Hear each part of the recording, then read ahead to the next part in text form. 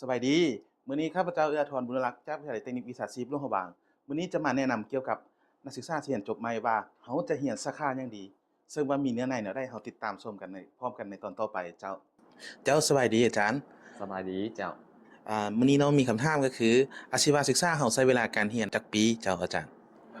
สำหรับอาชีวศึกษาของพวกเราเวลาของการเรียนแม้นจะบ่ยาวหรือจะบ่หลายเท่ากันกับขั้นมหาวิทยาลัยแต่สำหรับประกาศนียบัตรระดับชั้นต้นก็จะได้เรียนอยู่3เดือนหรือว่า4เดือนอาจจะเป็นระบบ C1 แม่นถ้าว่าชั้นกลางนักศึกษาที่เรียนจบชั้นม .4 ก็จะได้เรียน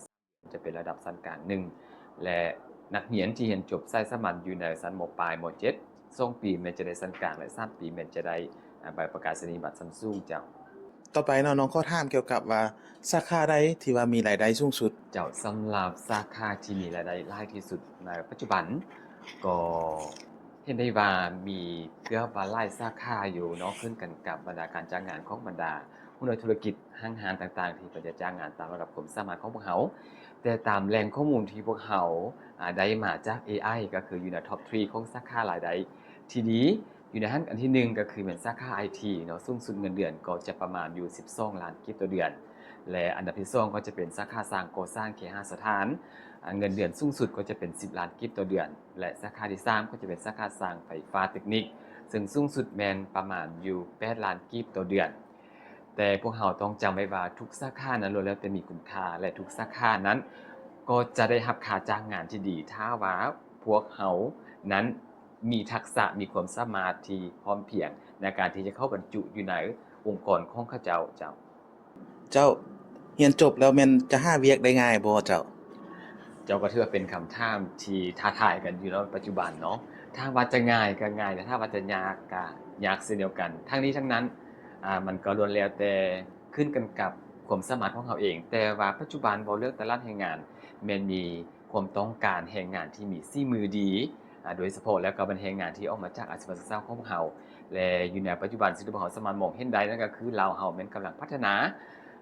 หลายด้านบ่ว่าจะเป็นพื้นฐานงานของล่างหรือบรรดาของเจ้าของงานต่างๆฉะนั้นก็ต้องการสร้างที่มีเทคนิคและก็มีความสามารถบ่เฉพาะแต่เท่านั้นถ้าพวกเราเรียนวิชาชีพหรืออาชีวศึกษา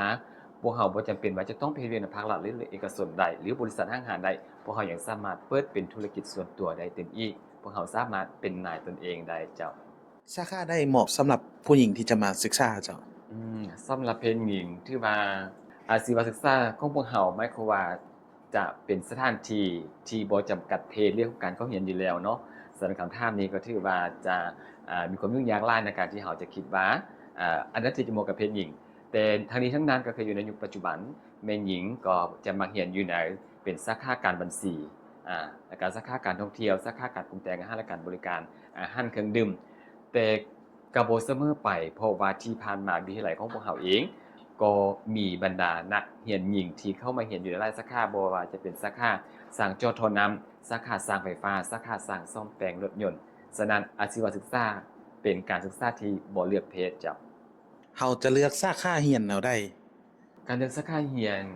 ข้าพเจ้าคิดว่าผู้ที่จะเรียนต้อง